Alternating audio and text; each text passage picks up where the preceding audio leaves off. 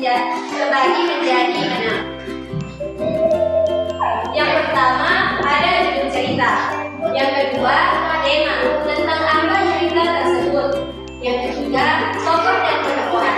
Siapa saja tokoh yang terlibat dan bagaimana sebabnya. Yang keempat ada latar kapan dan di mana cerita itu terjadi. Yang kelima ada alur cerita, bagaimana jalannya cerita dari awal, tengah, dan akhir. Yang keenam ada amanat, yaitu pesan moral yang dapat diambil dari cerita. Bagaimana? Sudah dipaham semuanya? Oke. Sekarang kakak akan memberikan contoh cara membaca dongeng dengan cara yang benar. Sebelumnya kakak ingin memberikan testimoni. Silakan testimoni.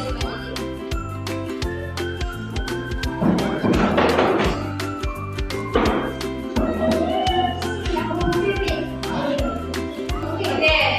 Sekarang kakak akan berkata yang tolong diperhatikan dengan baik-baik karena setelah itu anak-anakku akan membacanya kembali.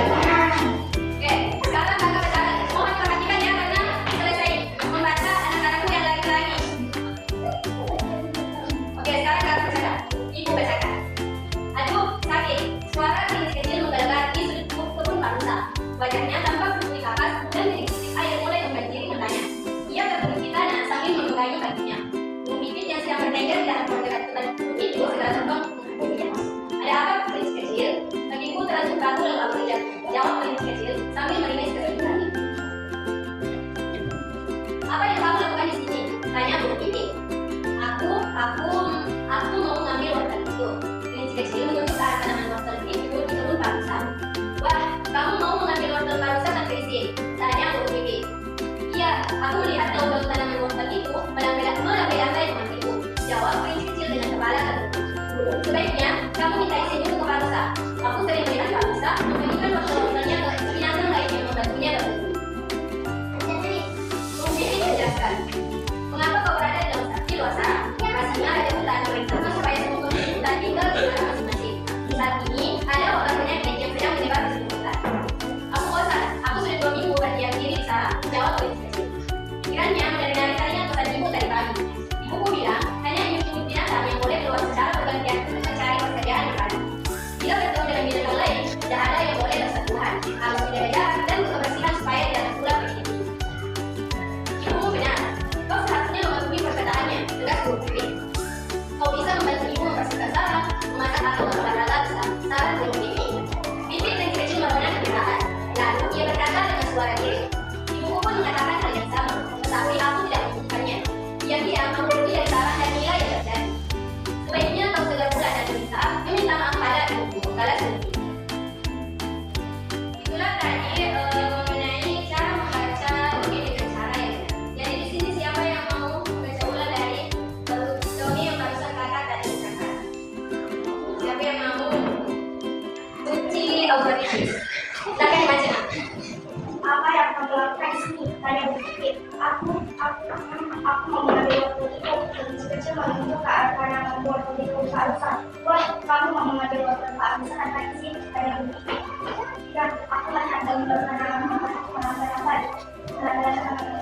Jawab klinis kecil dengan kepala tertutup. Sebaiknya kamu minta izin dulu ke parusa. Aku sering melihat parusa memberikan wortel-wortelnya ke binatang lain yang membantunya berburu. Oke, jujur Anissa.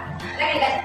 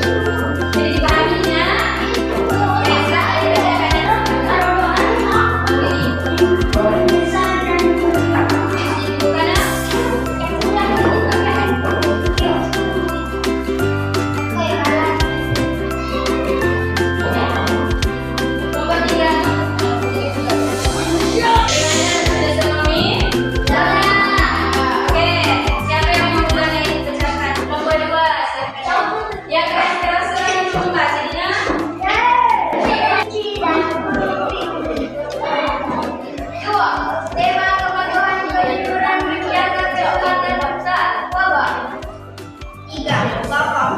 Kelinci kecil memiliki hidung kelinci, tak bisa singa.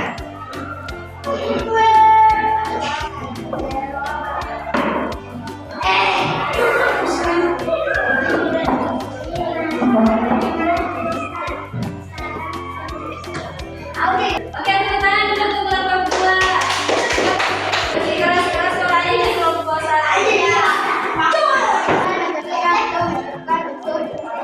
Satu, duduk kelinci kecil dan cukup bibir. 2, tema menentukan kebenaran dari salah lihat babak. 3, Kokom. Kelinci kecil cukup bibir.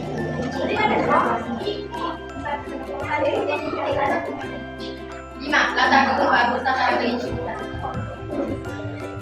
6, waktunya menikmati watak penyakit. Alur awal kelinci luar biasa saat babak. Siapa yang paling mengambil? Kelompok 3. 10, amanah. Tak berpindah lihat dengan hasil sampai itu taat. Oke, sekarang kita duduk sebenarnya. Oke, jadi semuanya sudah benar ya. Jangan lupa menyiapkan unsur intrinsiknya semuanya sudah benar. Sekarang duduk. Kita tadi mengenai dengan kelinci dan buku pipi. Sekarang kita akan evaluasi berbentuk game. Ada super game. Yang kelompoknya itu kita ini nanti